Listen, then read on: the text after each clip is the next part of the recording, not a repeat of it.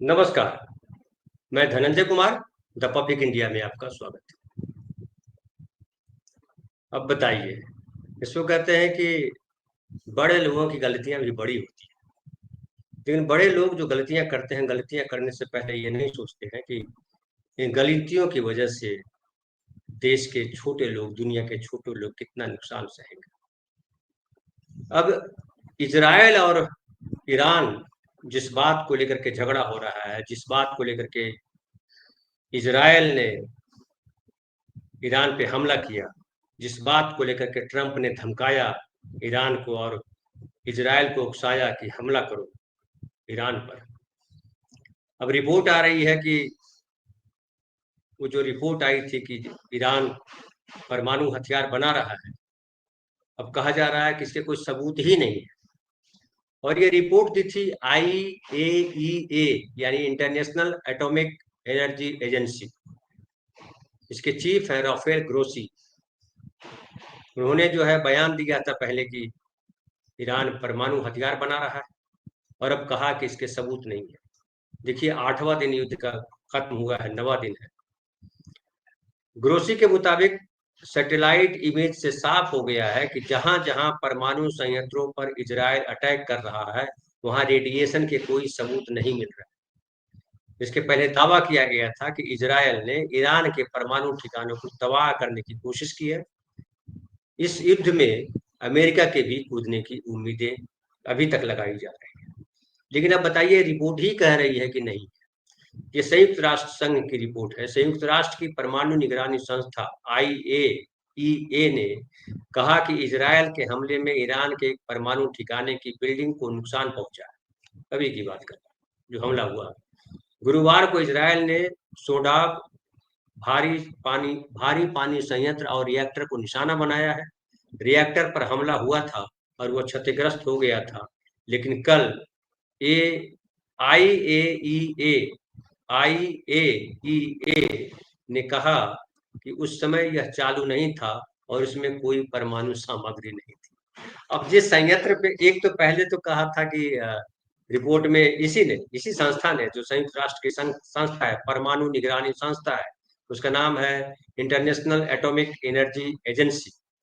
पहले तो उसने कहा था कि जो ईरान है वो परमाणु हथियार बना, और उसके आधार पर अमेरिका की रिपोर्ट, और फिर जो है इजराइल ने अटैक किया, क्योंकि इजराइल को लगता है कि ईरान अगर परमाणु हथियार बना लेगा तो सबसे पहले उसी पर इस्तेमाल करेगा। ऐसा इजराइल को डर, और इसी डर के नाते अमेरिका से सहमति ली, और अमेरिका से सहमति लेकर के ईरान पर हमला कर दिया। अब उसके बाद फिर ये भी कहा, ये जो एजेंसी कह रही है कि थर्सडे को जो कहा था कि हमने उसके ईरान के ठिकाने पर, जो परमाणु ठिकाना है, वहां अटैक किया, लेकिन बताया गया कि वहां पे कुछ था ही नहीं। वो यही एजेंसी बता रही, international atomic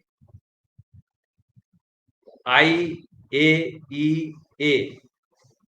international atomic energy agency, उसने कहा कि वहां परमाणु संयंत्र था ही नहीं।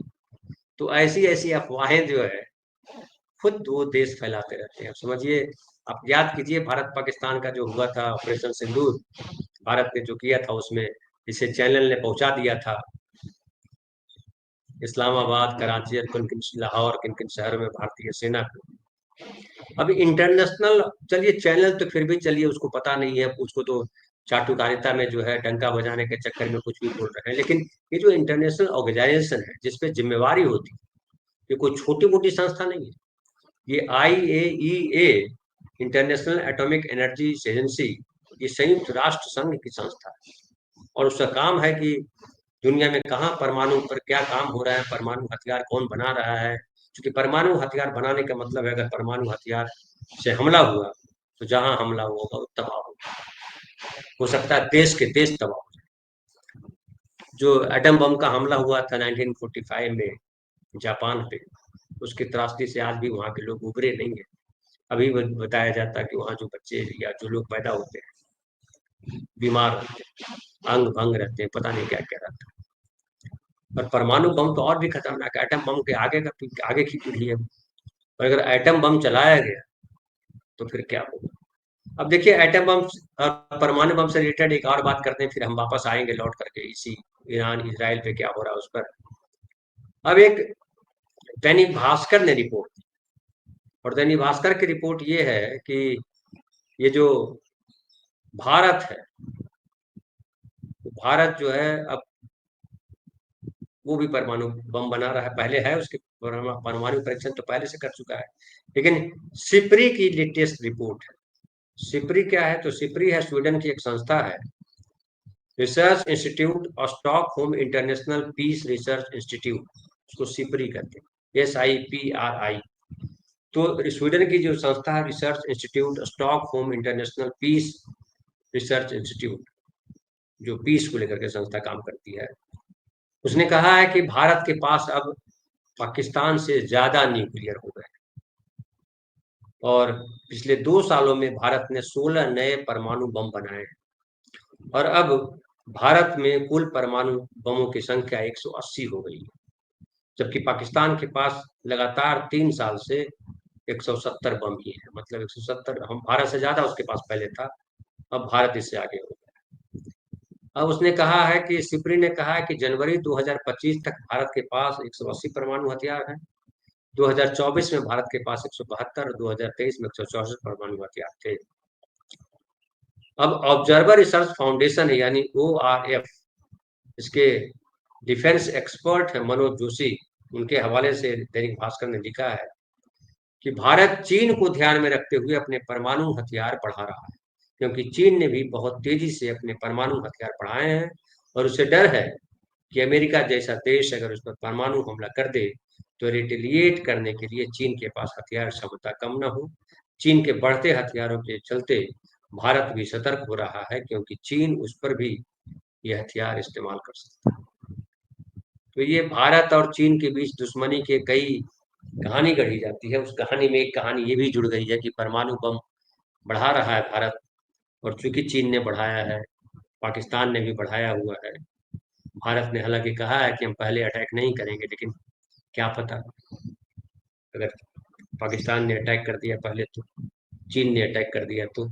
और यही डर जो है बड़े हमले करवाता है, और जो विस्फोटक हो जाता है, दुनिया की बर्बादी का कारण बन जाता है।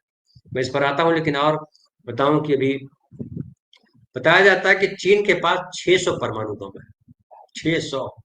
भारत के पास तो 180 ही है। 600, जो भारत के 3 गुना से ज्यादा है। सिप्री के मुताबिक 2023 से चीन हर साल 100 न्यूक्लियर हथियार बढ़ा रहा है, जबकि भारत ने 2023 से 25 तक 16 न्यूक्लियर हथियार भी बढ़ाए हैं। अब ये समझिए कि एक तरफ परमाणु अप्रसार संधि पर हस्ताक्षर किए किए जा रहे हैं, करवाने के लिए धमकी दी जा रही है, भारत ने भी किया।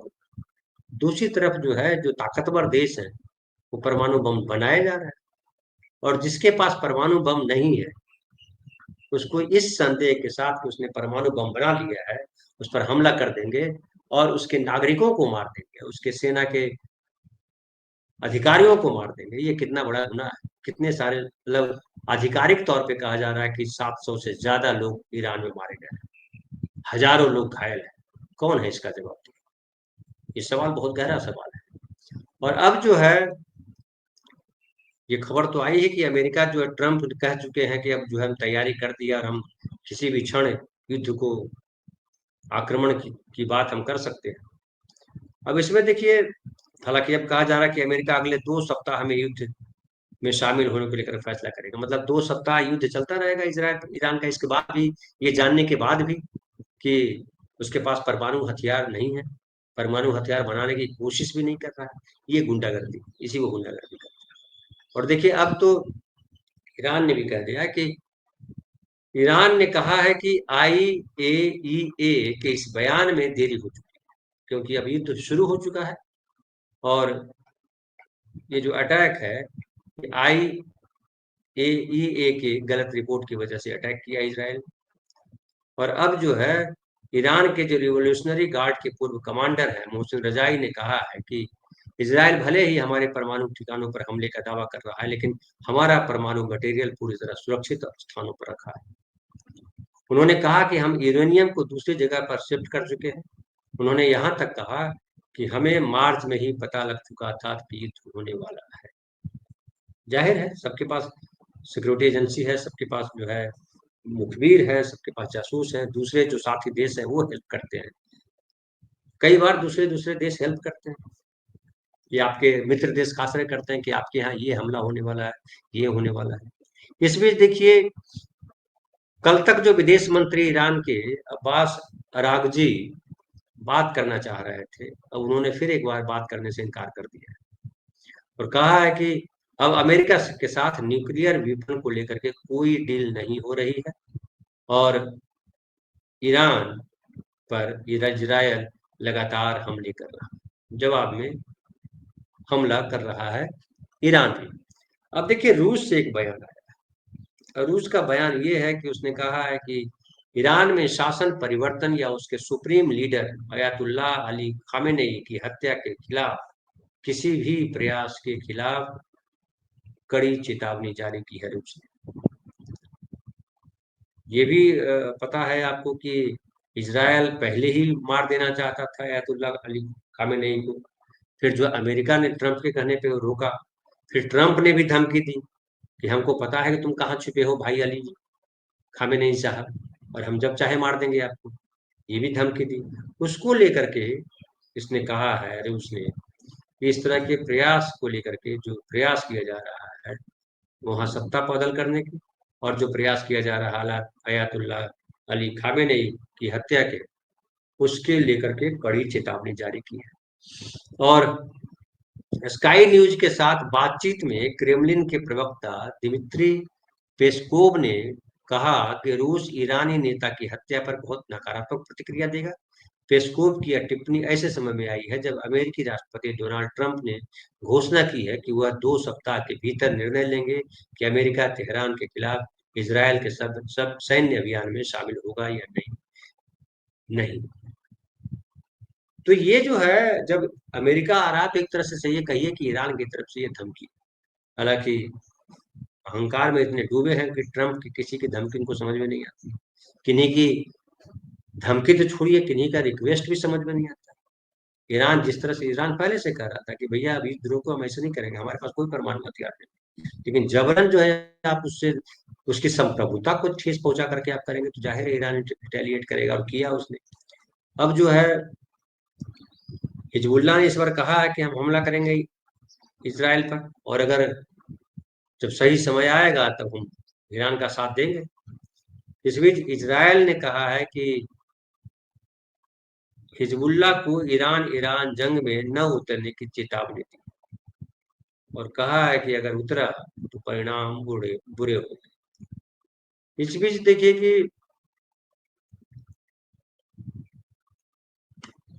ये जो अमेरिका है वो अब क्या एक्शन लेता है IAEA के रिपोर्ट के आधार पर के कहने के बाद। हालांकि जो खुफिया विभाग के चीफ हैं वहां के अमेरिका के, उन्होंने भी कहा था, कुछ दिन पहले ही कहा था कि कोई परमाणु हथियार बनाने के संकेत नहीं है ईरान के। लेकिन ट्रंप ने उनकी बात को नहीं माना और उनकी बात को ठुकरा दिया, कहा कि तुमको जानकारी नहीं। अब बताइए, जो खुफिया विभाग का हेड है उसके पास जानकारी नहीं और ट्रंप के पास जानकारी। ट्रंप किस भरोसे कह रहे थे? ये IAEA के भरोसे कह रहे थे। तो अब जब आप याद कीजिए, इराक में सद्दाम हुसैन को फांसी दी गई थी ये कह करके कि सद्दाम हुसैन ने ढेर सारे कुर्दों की हत्या की और इसलिए फांसी की सजा दी जाएगी, अंतर्राष्ट्रीय कानून के तहत फांसी की सजा दी गई। और अमेरिका ने ये अभियान चलाया। अमेरिका और इसराइल ने जो किया है, नेतन्याहू और ट्रंप ने मिलकर के जो ईरान पे हमला किया है या गजा पट्टी में जो नरसंहार किया है, क्या इन दोनों पर मुकदमा नहीं चलना चाहिए? गजा पट्टी में जो गजा में जो हुआ है नरसंहार भयंकर, बच्चों का ये एक मतलब बच्चों के ऐसे ऐसे वीडियो हैं कि आंख आंसू से डूब जाते हैं। इतना मासूम बच्चा जो है, 3 साल 2 साल 4 साल का बच्चा रिक्वेस्ट कर रहा है कि हमारे पास नो फूड नो वाटर, क्या है ये? और हजारों बच्चों को मार दिया आपने बिना कोई गलती के। शासन तुम कर रहे हो यार, तुमको डर लगता है। डर लगता है तो क्या दूसरे को मार दोगे? और इन पर दोनों पर जो है अंतर्राष्ट्रीय कोर्ट में मुकदमा चलाया जाना चाहिए। तमाम देशों को ये कहना चाहिए कि ये जो इराक के समय भी यही किया था अमेरिका ने, और आज भी यही कर रहा है अमेरिका। ईरान पर जो है, उस समय इराक पर कहा था कि रासायनिक हथियार है, और ईरान पे कह रहा है कि परमाणु हथियार है। और अब जो जिस संस्था के कहने पे कहा, IAEA, वही कह रहा है कि नहीं है। तो ये क्या है? कौन जिम्मेवार है इसके लिए? इतनी हत्याएं हुई हैं, उसके लिए जिम्मेदार कौन है? इस पर ईरान को भी बात करनी चाहिए, और दुनिया के बाकी देशों को भी बात करनी चाहिए, और अमेरिका को घेरना चाहिए, इंटरनेशनल कोर्ट में इनको ले जाना चाहिए। या तो अमेरिका कहे कि हम किसी कानून को नहीं मानते, हम जो चाहेंगे वो करेंगे, दादा है। या फिर अमेरिका के राष्ट्रपतियों पर जो है मुकदमा चलाया जाना चाहिए, और उनके लिए भी फांसी की सजा तय होनी चाहिए। ये हत्याओं का ऐसा सिलसिला इन लोगों ने चला दिया है, और ये सिर्फ अपनी सत्ता बचाने के लिए करते हैं। इनका कोई काम नहीं, कोई देश से इनका लेना देना नहीं। इसराइल के नागरिकों से लेना देना नहीं नेतन्याहू को, अमेरिका के नागरिकों से ट्रंप को नहीं लेना देना है, भारत के नागरिकों को मोदी जी से नहीं लेना देना है। ये लोग सिर्फ जो है पाकिस्तान के नागरिकों को भी से लेना देना नहीं है, पाकिस्तान के इन लोग सिर्फ अपनी सत्ता बचाने के लिए ये सब करते रहते हैं। मरवा देते हैं लाखों लोगों को, हजारों लोगों को मरवा देंगे। उसके बाद सेना के जवान मारेंगे और बोलेंगे शहीद हो गया, पैसे दे दो उनको, फलाना कर दो उनको, ये कर दो। और नागरिक मारे गए तब भारत में, देखिए भारत ऑपरेशन सिंदूर के दौरान जितने पहलगाम में मारे गए थे, उससे ज्यादा लोग मारे गए कश्मीर के बॉर्डर पर, जो गांव में रहते हैं लोग। क्या किया भारत सरकार ने? कौन दोषी था? कोई दोषी आज तक पकड़ा गया? ये सिर्फ जो है अपराधी लोग हैं, और उनके खिलाफ आपराधिक मुकदमा चलाया जाना चाहिए इंटरनेशनल कोर्ट में। और अगर नहीं चला सकते तो बोलिए कि जिसकी लाठी उसकी भैंस है, कानून का कोई मतलब नहीं, किसी कानून को हम नहीं मानते। और तमाम वो संस्थाएं भंग कर दी जानी चाहिए जो अंतर्राष्ट्रीय कानून के नाम पर या अंतर्राष्ट्रीय शांति के नाम पर बनाई गई। कोई मतलब? बहरहाल फिलहाल इतना ही, बहुत बहुत धन्यवाद। फिर बात करेंगे, हमारे गुस्सा करने से क्या।